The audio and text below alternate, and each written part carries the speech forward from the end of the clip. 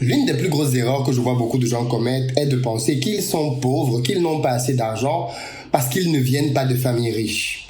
Sachez d'entrée de jeu que 86% des milliardaires dans le monde sont des self-made men, c'est-à-dire à peu près 9 sur 10 sont devenus milliardaires par eux-mêmes, sans compter sur leurs parents ou leurs grands-parents. Ça veut donc dire que ton lieu de naissance, tes origines ne définissent absolument pas tes limites dans la vie. En revanche, ce qui va être totalement limitant pour toi, c'est ta capacité à pouvoir saisir les différentes opportunités qui vont se présenter à toi tout au long de ta vie. Ce que je me propose de faire dans cette vidéo, c'est de partager avec toi 12 choses que les riches font et que les pauvres ne font pas. Et peut-être qu'au terme de cette vidéo, tu comprendras enfin ce que tu dois faire pour passer à un autre cap dans tes finances.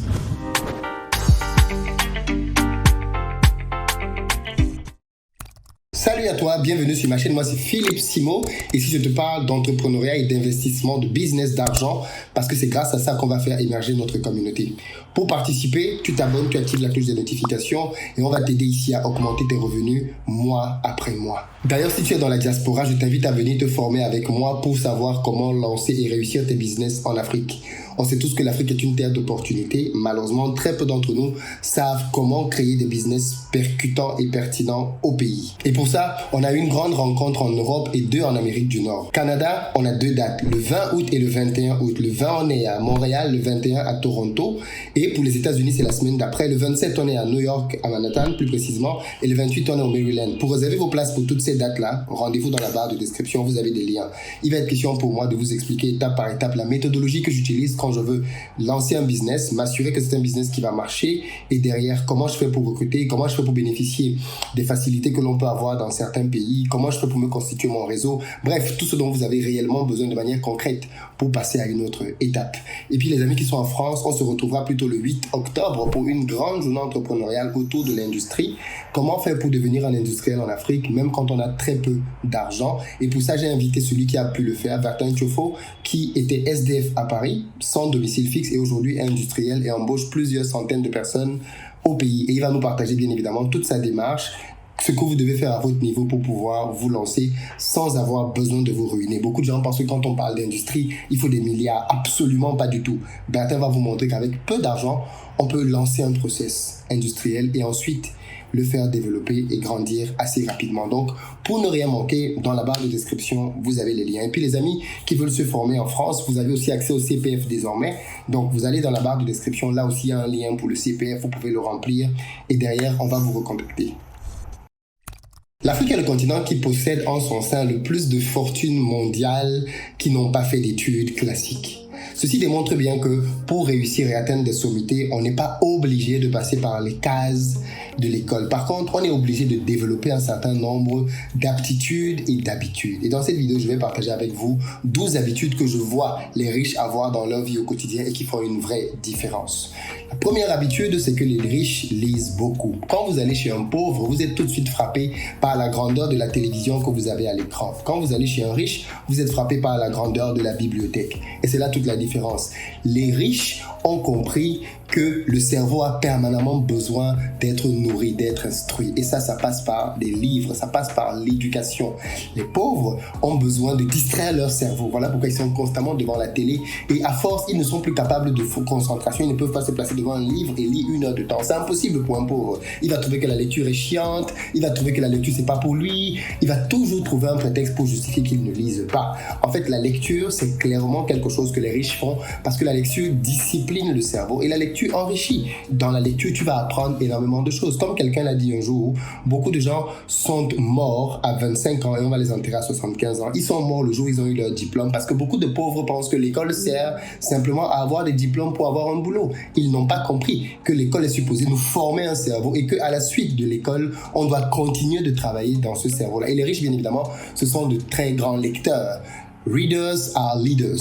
Beaucoup de gens qui sont à des fonctions de leadership dans le monde entier sont de très très gros lecteurs parce qu'ils ont compris que la lecture c'est quelque chose avec lequel on ne rigole absolument pas. Et du coup vous allez vous rendre compte que les pauvres malheureusement ce sont des gens qui n'ont pas de consistance, ce sont des gens qui ne sont pas capables d'approfondir certains sujets parce que bien évidemment ils ne peuvent vous parler que sur la base de leur logique basique. Or comme ils n'ont pas beaucoup lu, ils n'ont pas musclé leur cerveau, ils ne sont pas capables de pouvoir élever le niveau sur certains sujets et donc ils vont vous pondre des raisonnements basiques, les raisonnements du quartier, les raisonnements qu'on entend à la télé, et ils vont être incapables de comprendre même certaines nuances parce qu'ils sont habitués à la facilité. Donc leurs raisonnements sont légers et ils sont faciles. Et avec ça, bien évidemment, ils ne sont pas capables de maturité. Par contre, les riches, généralement, ce sont des gens qui ont beaucoup de maturité. Ce sont des gens qui comprennent les choses, qui mûrissent les choses, qui approfondissent les choses et qui fait que quand il y a une opportunité, boum, ils voient 3-4 coups d'avance.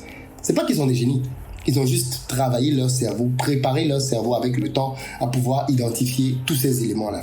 Deuxième caractéristique que je vois chez les riches, ce sont des gens qui ont une vision long terme, contrairement aux pauvres qui ont une vision très court terme. Les pauvres sont généralement pressés de réussir et vous allez vous rendre compte que les pauvres, pour eux, la réussite passe par les apparences. Donc vous allez voir que les pauvres vont tout faire pour avoir des éléments d'apparence. Des beaux vêtements, des belles chaussures, des beaux maquillages, les belles voitures. Ça, ce sont les éléments caractéristiques des pauvres. Ils vont avoir beaucoup d'éléments extérieurs de richesse, mais le compte en banque, ils n'ont pas beaucoup d'argent, ils n'ont pas beaucoup de biens, mais ils ont beaucoup de vêtements, ils ont beaucoup de chaussures, ils ont beaucoup de voitures, ils ont beaucoup d'éléments extérieurs. Mais va voir le compte en banque, va voir les positions immobilières, va voir les actions, va voir les cryptos. Ils n'ont rien du tout. Et donc, ils sont dans cette logique-là de tout posséder tout de suite. Et vous allez les voir, vous les reconnaissez facilement. Hein? Tout est sur eux, en fait, en réalité. Vous allez voir certains, quand vous voyez la voiture avec laquelle ils roulent, on vous montre leur maison, vous n'en revenez pas. Waouh, comment c'est possible? Eh bien oui, parce que ce sont des gens qui sont dans le mode de la cigale et la fourmi. Eux, ce sont des cigales. Ils chantent, ils dansent, ils sont dans l'ambiance et ils ne préparent pas le lendemain. Alors que les riches ont compris que l'enrichissement, c'est un long-term game. C'est une histoire de long terme. En réalité, Dangote l'a dit. Le jour où il est devenu l'homme le plus riche d'Afrique, ça faisait 28 ans. 28 ans qu'il travaillait dans l'ombre, on ne le connaissait pas. C'est ça la richesse. C'est un process dans lequel on s'embarque et dont on va récolter des résultats beaucoup d'années plus tard. Alors, les riches ont compris que l'enrichissement, c'est l'accumulation de petits efforts quotidiens que toi tu négliges et bien qui au final vont payer en fait. Pendant que toi tu es en train de prendre tout ton argent pour le mettre dans plein de choses qui vont te permettre de jouir de ta vie maintenant, les riches travaillent petit à petit et se bâtissent un patrimoine qui va peser de plus en plus lourd avec la magie des effets cumulés simplement. Troisième caractéristique des riches, c'est que les riches, ce sont des gens qui prennent la responsabilité de ce qui leur arrive. Les pauvres sont des champions pour accuser tout le monde de ce qui leur arrive. Quand quelque chose arrive à un pauvre, il va dire que c'est la faute de l'État, il va dire que c'est la faute de ses parents n'étaient pas riches, on ne lui a pas donné d'héritage, il va dire que c'est la faute du gouvernement, que dans tel pays, il y a telles aides alors que lui, il n'a pas d'aide, il va dire que personne ne lui a donné l'argent pour avoir son capital pour se lancer, il va dire que c'est la faute à ses amis parce que ses amis n'ont pas voulu l'aider. Il va toujours trouver quelqu'un d'autre de responsable de ce qui lui arrive. Quand le pauvre échoue quelque chose, c'est toujours la faute de l'autre, c'est la faute de mon mari, c'est la faute de mon ex, c'est la faute de mes enfants. C'est toujours la faute des autres. Les riches prennent sur eux la responsabilité des choses qui leur arrivent. Ils savent que ce n'est pas quelqu'un d'autre qui va les aider à réussir dans la vie. Ils n'attendent rien de personne. Ils se créent eux-mêmes leur chemin, self-made men. Ils se bâtissent eux-mêmes sur la base de leur travail et de leurs efforts. Et bien évidemment, sur le long terme, on voit les résultats. Mais fondamentalement, les riches sont caractérisés par ça. Ce sont des gens qui ne comptent pas sur les autres. Et il faut savoir, comme je l'ai dit en début de vidéo, que 86% des milliardaires sont des self-made men. Ils n'ont pas compté sur quelqu'un pour devenir milliardaire. Quand vous regardez Bill Gates, Dangote, ils ne comptent pas sur les gens. Les gens vont toujours venir dire oui, mais Dangote vient d'une famille riche. Où sont ses cousins? Ils viennent d'une famille riche, non? Où sont ses neveux? Où sont ses frères? Où sont ses sœurs? Comme le fait de venir d'une famille riche fera de vous Dangote. Vous connaissez le nombre d'enfants de riches qui n'ont même pas su garder le patrimoine de leur famille. Donc arrêtez avec des histoires bidons du genre Dangote vient de famille riche, ça ne veut absolument rien du tout. Dangote a tout le mérite de son patrimoine qu'il s'est bâti parce que beaucoup d'entre vous, vous avez peut-être même plus que ce que Dangote avait à une certaine période et vous n'avez pas su capitaliser dessus. Donc tout ça, ce sont des excuses, ok? La plupart des milliardaires se sont bâtis sur la base de pas grand-chose. Quatrième différence, les riches ont des objectifs financiers. Oui, les pauvres en général n'ont aucun objectif. Ils vivent au bonheur, la chance. Ils se lèvent un matin, oui, oh j'aimerais bien faire tel truc, pourquoi pas. La semaine d'après, oh pourquoi pas tel autre truc. Ils n'ont pas de stratégie. Ils ne se posent pas pour se mettre dans l'optique d'une vision, de quelque chose qu'ils doivent faire sur le long terme et qui va les aider à pouvoir bâtir quelque chose. Non. Alors que les riches, c'est calculé. Quand un riche s'assoit et il se dit, bon, cette année, je dois pouvoir générer 100 millions, par exemple, 100 000 euros, tout ce que vous voulez. Il se pose la question, ok, je veux atteindre cet objectif. Et maintenant, il le fragmente. 100 000 euros en un an, ça fait 8 333 euros par mois. Ça fait 277 euros par jour. Maintenant, il se demande comment je fais pour gagner cet argent chaque jour, chaque mois, chaque semaine, ainsi de suite. Et il se met donc en œuvre pour pouvoir aller chercher cet argent-là. Les pauvres ne connaissent pas les objectifs financiers. Les pauvres, c'est au bonheur la chance. Un jour, il gagne 1000, le lendemain, il gagne 0. C'est pas grave, il avait gagné 1000 hier. La vie, c'est comme ça, hein. On ne sait jamais. Les temps sont durs. Non, le riche a des objectifs qu'il poursuit. Et vous savez bien ce qu'on dit. Quelqu'un qui n'a pas d'objectif atteindra cet objectif, c'est-à-dire rien du tout, vu qu'il n'avait pas d'objectif. Cinquième chose, c'est que les riches font travailler l'argent pour eux. Oui, je me suis rendu compte que les riches, pour eux, l'argent sert à être multiplié, alors que les pauvres, pour eux, l'argent sert à deux choses, résoudre les problèmes et se faire plaisir. Voilà la mentalité des pauvres. Quand ils ont de l'argent, comment est-ce que je peux le dépenser pour me faire plaisir? Qu'est-ce que je peux acheter? Si vous prenez 100 millions, vous donnez ça à quelqu'un ici en Côte d'Ivoire, il va d'abord aller s'acheter un Range Rover Velar, direct. Ou alors il va aller s'acheter, je sais pas moi, un Jaguar de je sais pas trop quelle marque, 96 millions. J'étais tout à l'heure chez un concessionnaire, il me parlait d'un Jaguar, 96 millions. Je lui dis, mais les gens achètent ça ici? Il me dit, mais mon gars, on est en rupture. On est en rupture. Dès qu'on a des Jaguars ici, ça part. Je me dis, mais mince, c'est pas possible. Eh ben oui, il y a des gens comme ça. Dès qu'ils ont de l'argent, boum, voiture, chaussures, vêtements, maison, tout ce que vous voulez. Voilà la mentalité de beaucoup de pauvres personnes, malheureusement. Alors que vous donnez ces mêmes 100 millions à un riche, il va les multiplier en les mettant dans tellement de business. Moi, vous me donnez 100 millions, je n'achète pas de voiture, je n'achète pas de chaussures, je n'achète rien. 100 millions, je les prends, je les mets dans mon business. Direct, tous les 100 millions. Je ne mets même pas 1000 francs dans ma poche. Je ne prends même pas 1000, je n'achète même pas un bonbon à sucer de 100, de 1 euro, de 50 centimes, rien du tout. Tout est injecté dans le business, du premier au dernier centime. Tout va être englouti dedans. Parce que c'est comme ça qu'on fonctionne avec l'argent. L'argent, c'est à être multiplié. Il n'est pas là pour nous faire plaisir ou pour gérer tout ce que vous voulez. Non, non, non, non, pas du tout. Sixième différence, les riches s'inspirent des autres et les pauvres critiquent. Je me suis rendu compte que la plupart du temps, quand les pauvres voient quelqu'un qui a de la réussite, ils le critiquent, même sans le connaître. Hein. Ils vont estimer que c'est quelqu'un qui a fait quelque chose de mal, c'est quelqu'un qui a volé, qui a triché, qui a couché, qui a corrompu. Voilà. Pour le pauvre, si tu as ce que lui, il n'a pas, tu as forcément fait quelque chose de malsain. Par contre, les riches, quand ils voient quelqu'un qui a un succès qu'ils n'ont pas, ils admirent, ils complimentent et surtout ils se demandent comment est-ce que je peux faire pour être comme toi. Donc les riches vont être dans la démarche de vouloir essayer d'apprendre des autres, d'apprendre de leur expérience, d'essayer de l'utiliser pour eux-mêmes, alors que les pauvres vont être dans la destruction. Ça ne sert à rien, personne ne réussit dans ce pays, tout le monde est corrompu. Vous allez entendre plein de gens vous dire ce genre de choses, on ne peut rien faire en Afrique parce que les gouvernements sont corrompus. Ça, c'est des mentalités de pauvres. Ils ne voient que des raisons de ne pas faire. Ils ne voient pas toutes les raisons de faire. Septième élément, les riches investissent sur leur santé avec beaucoup de sérieux. Les pauvres, ce sont des gens qui ne font pas cas de leur corps, alors que les riches ont compris qu'en fait, votre ressource la plus précieuse est votre corps. Clairement, si vous êtes ici pendant 70, 80, 90 ans, vous avez tout intérêt à bien entretenir cette machine, parce que c'est elle qui va vous aider à aller soit loin, soit pas du tout. Clairement. Et donc, vous allez vous rendre compte que les riches font attention à ce qu'ils mangent. Très attention à ce qu'ils mangent, parce que la nourriture, c'est le carburant du corps. Ils font du sport. Mais encore mieux, ils ont des examens médicaux qui sont systématiques. Tous les 3 mois, tous les 6 mois, tous les 9 mois, tous les 12 mois, en fonction de l'examen, ils vont constamment voir leur médecin pour faire des points de contrôle, aussi simple que ça, pour s'assurer que tout va bien. Le pauvre, non, il va jamais à l'hôpital.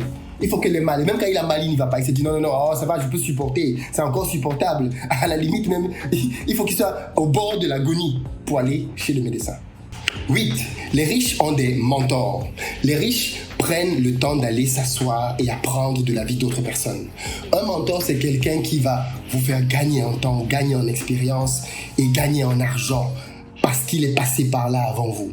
Je suis allé une fois avec un de mes mentors pour acheter un terrain. Je voulais me positionner sur un grand terrain, un grand site sur lequel j'avais un projet. Et on est allé ensemble pour visiter le site. Il m'a complètement retourné le cerveau. J'avais déjà choisi sur les plans mon lotissement. On est arrivé sur site. Il m'a complètement lavé le cerveau en me disant mais non, c'est pas là qu'il faut choisir. Il m'a montré l'endroit où il fallait choisir le terrain et il avait tellement raison. Il m'a expliqué pourquoi c'est là qu'il faut que je prenne mon terrain et il m'a expliqué un principe en termes de terrain et d'emplacement qui m'a juste changé à jamais. C'est ça un mentor. C'est quelqu'un qui vous prend par la main et qui vous montre le chemin parce qu'il est déjà passé par là lui-même. Mais attention, beaucoup de gens ont cette fausse conception du mentor qui est quelqu'un qui est à votre service. Non, le mentor c'est aussi quelqu'un à qui vous devez rendre des services. C'est quelqu'un pour qui vous devez aussi faire des choses. Et en contrepartie de ça, il va vous donner des choses. Mais ce n'est pas une relation gagnant-perdant. Non, pourquoi? Pourquoi il va venir tout vous donner et vous ne donnez rien en retour? Soyez disponible pour les gens et en retour, ils vous aideront. Donc si vous voulez un mentor, demandez-vous qu'est-ce que je peux lui apporter et qui ferait qu'en contrepartie, je pourrais bénéficier de son expérience. Posez-vous cette question-là et n'allez pas juste en mode « bon, j'ai besoin d'un mentor ». Non, pas du tout.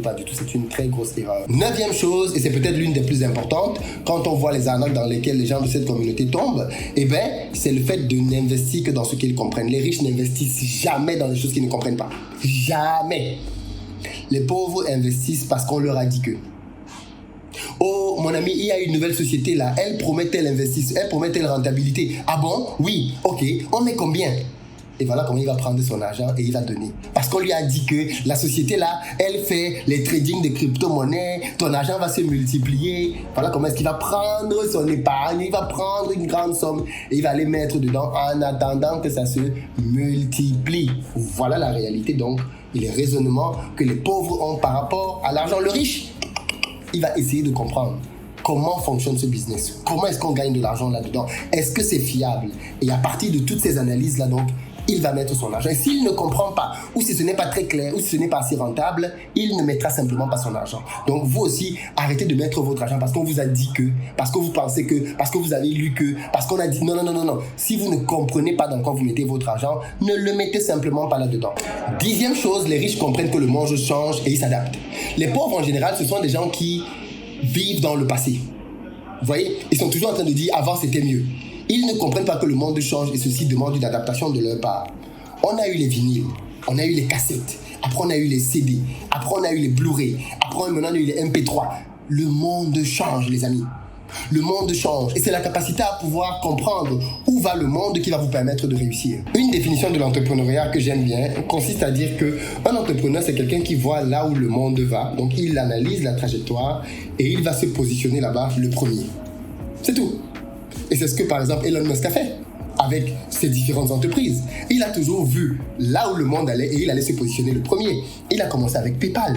C'est tout. Il a compris qu'à un moment donné, les banques n'allaient plus suffire. Que le côté matériel des banques qui est long, ça allait gêner les gens. Et il a pensé à une solution de paiement instantané, PayPal. Ensuite, il s'est dit, pareil avec l'électrique, c'est là que l'avenir du monde va. Donc il est parti et il a racheté Tesla. Parce qu'il a compris que non, le monde va aller vers de plus en plus d'électrique. Pareil, après il a pensé à SpaceX, à l'espace. Il est toujours en train de se dire vers où va le monde. Et il se positionne là pour être parmi les premiers, les leaders dans ce nouveau monde-là, pour définir les règles du nouveau monde. Et un entrepreneur, c'est aussi quelqu'un qui sait faire ça. Ce n'est pas juste quelqu'un qui vit dans son temps, c'est quelqu'un qui se projette. Où va mon pays dans les 10 prochaines années? Quelles sont les technologies vers lesquelles on va aller? Qu'est-ce qui va disrupter le monde dans lequel nous sommes? Et en fonction de ces réponses-là, l'entrepreneur choisit son domaine et il se positionne là-dedans. Et maintenant, donc, il commence à travailler pour être le leader vers ce secteur-là. Et c'est comme ça aussi que vous devez pouvoir penser. 11e élément, les riches prennent des risques. Les pauvres ne savent pas prendre des risques, ils n'aiment pas prendre des risques. Les pauvres aiment la certitude, peut-être parce qu'ils sont souvent salariés, mais les pauvres ne comprennent pas qu'en fait, si tu veux gagner gros, tu dois risquer gros. Non, les pauvres ont cette mentalité qui consiste à dire que je mets peu et je veux gagner gros. Ça ne marche pas, arrêtez cette sorcellerie-là. Ça, c'est de la haute sorcellerie. Je mets 1000 francs et je veux gagner 1 milliard. Tu es fou? Tu penses que le monde fonctionne comment? Et ça, c'est la mentalité de beaucoup de gens. Philippe, donne-moi un business sûr. Ça n'existe pas. Un business sûr, certain, ça n'existe pas. Va mettre ton argent en banque, tu le laisses là-bas. Si tu dis que tu veux te mettre dans le business, ça veut dire que tu entres dans le monde du risque. Et vous devez comprendre ça. Voilà pourquoi c'est important de se former, parce qu'en vous formant, vous allez acquérir des connaissances qui vont vous permettre de pouvoir diminuer le risque, parce que vous allez mieux comprendre comment ça marche. Mais vous ne vous formez pas. Vous voulez donner votre argent à quelqu'un qui vous dit que lui va aller trader pour vous. Vous voyez les conséquences de ce genre de choses, n'est-ce pas? C'est que vous vous êtes fait rouler, clairement, parce que vous êtes allé mettre votre argent dans un système que vous ne comprenez absolument pas. Donc non, c'est super important que vous compreniez que c'est important de prendre des risques, mais vous diminuez les risques avec votre capacité à comprendre les systèmes et à pouvoir les faire travailler à votre service. Donc c'est très très important ce point-là. Les riches, ce sont des gens qui prennent des risques. Donc gardez votre argent en banque, parce que beaucoup de gens sont champions pour l'épargne. Ils épargnent. En fait, ils épargnent parce qu'ils ont peur.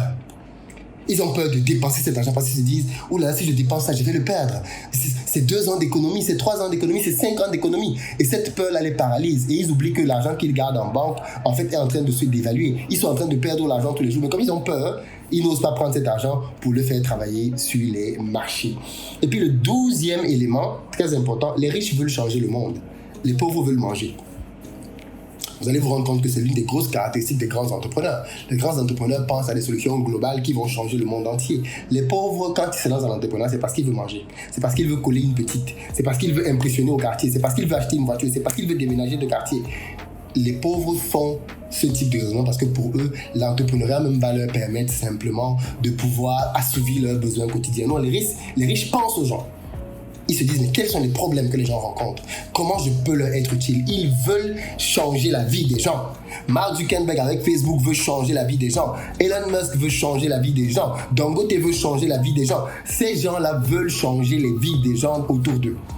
Donc les grands entrepreneurs, ce sont des gens qui observent les problèmes et qui décident de les transformer en solutions pour avoir un impact dans la vie des gens. Donc si vous voulez être un bon entrepreneur, quelqu'un qui va réussir à avoir de l'argent, pensez à changer la vie des gens. Voilà 12 éléments qui caractérisent les riches que les pauvres négligent ou ignorent. Et je pense que je vais te faire d'autres vidéos sur les habitudes des riches et les habitudes des pauvres. Si ça t'intéresse comme thématique, tu me le dis bien évidemment en barre de description. Partage la vidéo massivement. Elle peut sauver quelqu'un. Elle peut sauver quelqu'un. À très bientôt.